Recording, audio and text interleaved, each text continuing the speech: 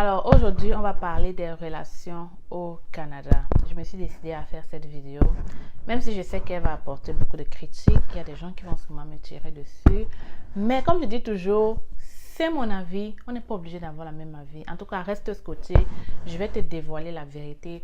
Pourquoi est-ce que, d'après mon analyse, pourquoi est-ce qu'il y a tant de divorces chez les Africains au Canada? Donc, stay tuned.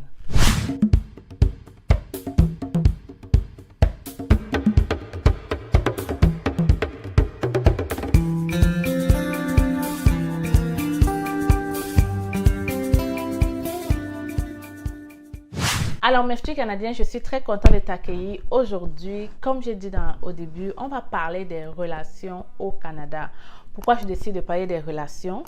Parce que, comme je le dis toujours, quand une personne n'est pas bien dans sa vie, peu importe ses projets, difficile qu'elle puisse se concentrer. Donc, je parle des relations pour aider aussi tous ceux qui vont arriver au Canada de pouvoir savoir comment se tenir. Si tu as regardé ma vidéo, ma première vidéo des relations au Canada qui te disait pourquoi est-ce que les femmes sont obligées souvent de retourner en Afrique pour chercher le mari, on va aller dans ce même sens. Mais on va plus parler aujourd'hui des hommes parce que une relation, c'est deux personnes, l'homme et la femme. On a tendance tout le temps à tirer sur la femme. Aujourd'hui, je vais parler à toi, papa, à toi, monsieur, ok?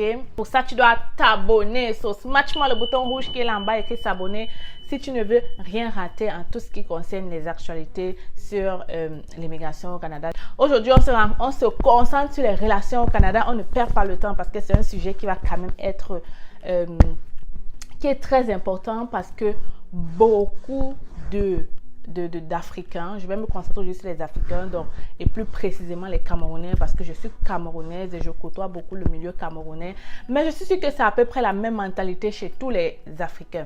Alors, aujourd'hui, je vais répondre un peu parce que des femmes célibataires, pas des femmes célibataires, des mères célibataires, même femmes célibataires, des mères célibataires, on va parler, des mères célibataires, il y en a tellement. Et je pense que la même chose qu'on vit ici au Canada, c'est la même chose qu'on vit en Europe. Je vais t'expliquer pourquoi. D'après moi, pourquoi est-ce qu'il y a beaucoup de mères célibataires au Canada? Pourquoi est-ce qu'il y a beaucoup de divorces en fait? Parce que quand je parle de mères célibataires, c'est des gens qui ont vécu un moment ensemble dans un toit, même s'ils étaient juste conjoints et après ils se sont séparés et ils avaient déjà des enfants. Pareil, le divorce. Donc, pourquoi est-ce qu'il y a beaucoup de divorces chez nous, les Africains? D'après mon analyse, la première raison, je vais un peu expliquer ça terre à terre, ok? D'après moi, les hommes au Canada ou en Europe veulent des femmes indépendantes, mais ils ne veulent pas prendre tout ce qui va avec cette indépendance-là, ok? Donc, je vais te prendre un exemple. Par exemple, au Cameroun, les femmes sont très dépendantes. Les femmes sont très dépendantes des hommes, fait que c'est l'homme qui va tout faire, c'est l'homme qui va donner à manger, c'est l'homme qui va rationner pour la maison, c'est l'homme qui va payer tout ce qui concerne la scolarité. Parfois, c'est même l'homme qui donne l'argent pour que tu puisses aller faire tes courses, ta coiffure et tout ça. Fait que la femme dépend de l'homme à 90 voire 100% dans certains ménages. Fait que quand c'est comme ça, la femme ne peut pas vraiment dire un mot sur quoi que ce soit. En réalité, c'est vrai, si tu dépends de quelqu'un, c'est comme les adolescents, ils dépendent de papa, maman. Fait que quand ils sont encore petits, ils t'écoutent, tout ce que tu dis ne sort pas, il ne sort pas. Mais ici, quand ils arrivent déjà à un âge, 18 ans, où ils peuvent faire leur propre argent, ça change complètement. C'est en ce moment si tu vois si tu as réussi l'éducation de ton enfant ou pas. Pourquoi? Parce que tu n'as plus d'influence sur lui. Il est capable de prendre son argent et de faire ce qu'il veut avec. C'est la même chose dans les couples. En Afrique, là, vu que la femme dépend totalement de l'homme, elle n'est pas capable de prendre position sur quoi que ce soit. Elle est obligée de te suivre, à la lettre sur tout ce que tu dis. La deuxième raison, c'est qu'elle est à la maison, en fait. Elle a beaucoup de temps pour toi. Elle peut prendre soin de toi comme tu veux. Elle est une femme de ménage, comme on appelle. À contrario, ici, ce n'est pas pareil. Et c'est ça qui amène souvent les difficultés dans les ménages. Tant qu'on n'a pas compris ça, on ne s'en va nulle part. Alors toi, monsieur là qui m'écoute, il faut savoir que tu ne peux pas demander à une femme au Canada d'être indépendante, c'est-à-dire d'avoir un travail comme toi et de continuer à faire comme une femme au Cameroun, c'est-à-dire une femme qui est à la maison et qui ne fait rien.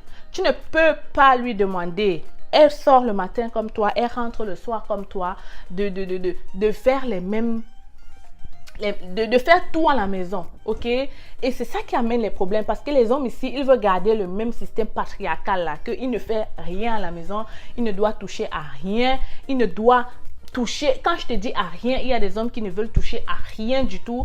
Tu rentres à la maison, il est assis dans son canapé, il attend que tu cuisines, il attend que tu laves les enfants, il attend que tu les mettes au lit, pendant que lui, il est en train peut-être de voir sa télé ou bien peut-être qu'il est dehors en train de boire ses bières. Et c'est ça qui crée les problèmes. Parce que imagine-toi qu'elle rentre toute fatiguée, elle fait tout ça, la nuit même quand tu lui demandes les choses, elle ne va pas pouvoir te donner parce qu'elle est fatiguée. S'enchaînent les problèmes et les problèmes. L'homme va commencer à dire, tu ne me respectes plus dans cette maison. Oh, tu as perdu tes valeurs de femme. De quelle valeur de femme parle-t-on? On est dans un contexte totalement différent. La société est totalement différente. Elle n'est pas à la maison en train de dormir pour que tu puisses lui demander tout cela. Moi, vraiment, si tu ne fais rien comme travail, c'est correct. C'est correct. Tu peux faire tout ce que tu vas à la maison. Ce sera très bien. Mais du moment où la femme sort déjà pour travailler, attends-toi à ce que les choses soient différentes. Et si tu ne prends pas action maintenant, votre couple va aller vraiment vers la dérive. Parce qu'elle va sûrement le faire pendant des mois, des semaines. Après, à un moment donné, ça va être juste comme un boom. OK? Elle va juste se rendre compte de combien de fois tu l'utilises et de combien de fois elle est un peu comme une esclave chez toi. Et après, ça crée des tensions à n'en plus finir, ok? Alors, il faut faire attention lorsque vous immigrez ici en couple. Ne gardez pas du tout la même mentalité qu'on a au pays. Ça ne se passera pas de la même façon. Et c'est plus difficile pour les couples qui immigrent ensemble. Pourquoi? Parce que là-bas, ils étaient habitués à un style de vie, à un rythme de vie. Et maintenant, d'un jour, ça change. Ça change. Mais je vais aussi demander aux femmes de faire ça de manière progressive. Surtout si monsieur était déjà habitué à une manière de vivre, quand tu vas arriver ici, prends le temps tout doucement de l'apprendre et de l'expliquer ce que tu ressens en réalité. Parce que le problème, c'est que ces femmes-là n'expliquent pas ce qu'elles ressentent. Et puis d'un jour au lendemain, ça sort comme fatiguée, elle veut juste partir. Ok?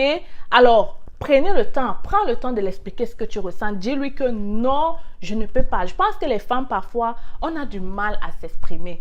Je ne sais pas si c'est la peur ou si c'est on ne veut pas blesser, mais après, il est mieux pour celui-là de connaître comment tu te sens pour savoir comment te comporter au lieu de le laisser vivre comme ça. Peut-être même il ne sait pas ce que tu endures. Peut-être même il ne comprend pas. Je vais vous dire la vérité. Parfois les hommes pensent que nous les femmes, on aime trop travailler. Ou alors on est né comme ça. Ou bien je ne sais pas, c'est Dieu qui nous a créés comme ça. On est né pour travailler. On aime ça, faire les tâches de la maison. On aime ça, cuisiner tous les jours. Ce n'est pas le cas en fait. Ce n'est pas du tout le cas. Ok? Il y a des hommes qui vont te dire, oh, mais je croyais que tu faisais ça parce que tu aimais ça. Ok? Non, c'est pas ça. En fait, c'est que la femme a un peu, on va dire quoi, cette obligation-là, parce que, on va dire, elle est la mère de la maison, mais à un moment donné, elle a besoin que, si tu l'offres, si tu proposes de l'aider, elle ne va pas refuser. Elle ne va pas refuser. Au contraire, ça va solidifier votre amour. Elle aura aussi plus de temps le soir pour toi. Je seulement dire ce sujet parce que ce que je vois ici au Canada me fait peur. Et je dis toujours, on ne peut rien construire dans cette mentalité-là. Trop de femmes, de mères célibataires engendrent trop de problèmes. Parce qu'une fois que tu vas la laisser là, c'est pas fini. Elle va continuer à garder une rancune contre toi. Et demain, elle va déverser ces rancunes-là sur ton autre épouse. Et ainsi de suite sur les enfants, ça va créer une rancune. Et on ne peut rien produire avec ça. Ok? Alors, s'il vous plaît, faites attention lorsque vous allez voyager avec votre épouse. Et je comprends souvent les gens qui me disent, Stell, est-ce que tu penses que c'est mieux de venir avec ma femme ou pas? Je comprends. Peut-être la personne a peur de voir, elle a peur de subir tout ce qu'elle voit dans les réseaux sociaux. Mais je dis, même si tu ne l'amènes pas dans un mois, tu seras amené à l'amener dans quelques mois. Ce que vous devriez faire, c'est de vous asseoir quand vous allez arriver, voir comment les choses se passent, vivre vous-même votre expérience, essayez de challenger, essayez de trouver des compromis ensemble et dire, ok, moi je fais ça, toi tu fais ça. Si l'homme par exemple dit que lui n'aime pas laver le sol, il n'y a pas de problème, maman va laver le sol. S'il dit qu'il n'aime pas laver les assiettes, parce que ça, je sais que les hommes n'aiment pas trop faire ça. Alors, il n'y a pas de problème, tu laves les assiettes, mais au moins, il y a d'autres tâches qu'il peut faire pour t'alléger un peu. Ok, donc, essayez entre vous de trouver des compromis afin que vous soyez vraiment comme un couple. Parce que quand on dit couple, la femme ne doit pas vivre comme si elle était une mère célibataire alors qu'elle a un homme à la maison quand même.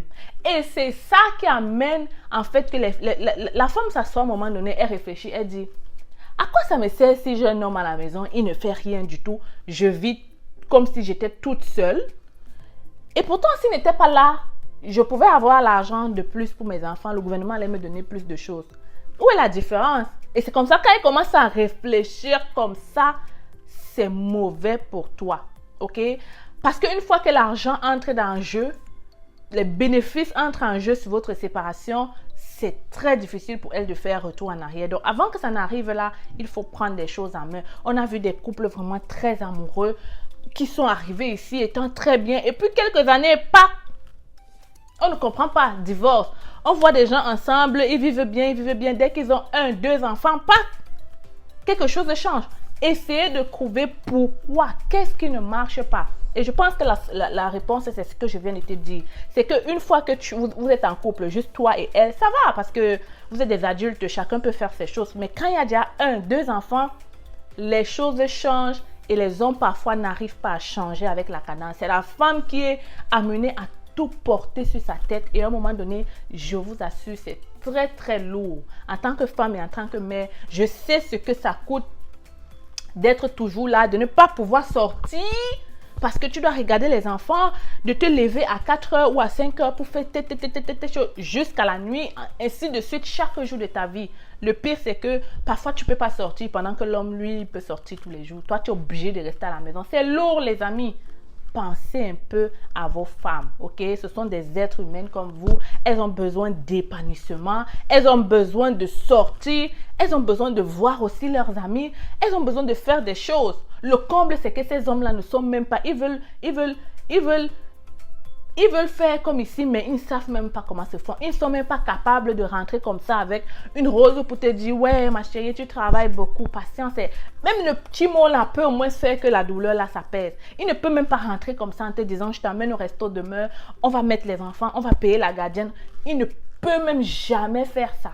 Et il s'attend à ce que tu supportes ça toute l'année, c'est-à-dire 365 jours. Impossible, mon ami. Impossible. Tu ne peux pas demander ça. Ok?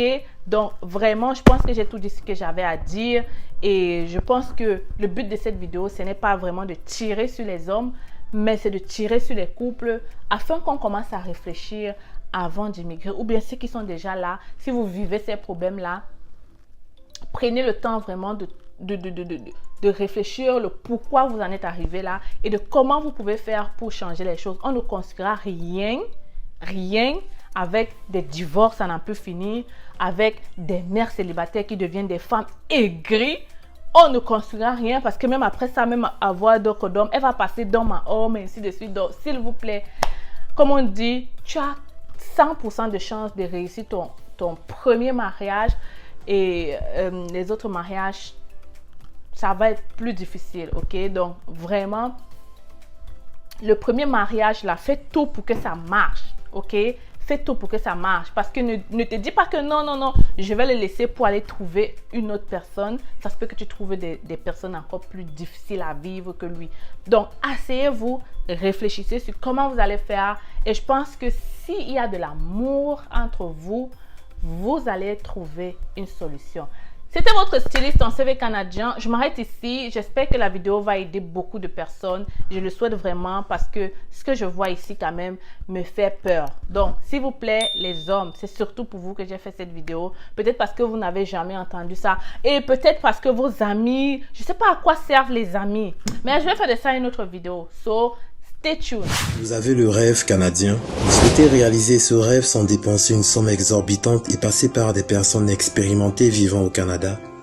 Vous êtes étudiant ou travailleur. Le Canada est à portée de main avec nos différentes formations. Étudiants, Découvrez dans notre formation la procédure de demande du visa étudiant de A à Z avec nos modules de choix de filière, la liste de bourses disponibles pour le Canada, la procédure pour effectuer une demande d'admission et bien d'autres encore. Avec cette formation, vous bénéficierez d'un suivi personnalisé avec des réunions mensuelles et intégration à un groupe de suivi privé gratuitement. Pour vous, travailleurs, optimisez votre profil et candidature grâce à nos formations et prestations sur le CV type canadien et votre lettre de motivation. Mais aussi notre formation coaching en vue de préparer votre entrevue avec une entreprise canadienne. Vous vous demandez quelle formation choisir? Nous vous proposons notre service d'orientation et d'évaluation de profil qui vous permettra de savoir quel est le meilleur choix en fonction de vos qualifications. Pour aller plus vite, nous vous recommandons la formation qui représente les sites de recrutement dédiés à l'international. Rendez-vous sur notre site internet et sur nos plateformes sociales pour en savoir plus. Vous aurez l'occasion de voir de multiples personnes qui ont réussi à obtenir leur visa en seulement 3 mois. Je m'appelle Sonia et je suis venue au Canada en tant qu'étudiante au mois de septembre grâce à C'est Facile. J'ai eu mon visa rien qu'en 2 mois et pour moi c'est toujours... Avec C'est Facile.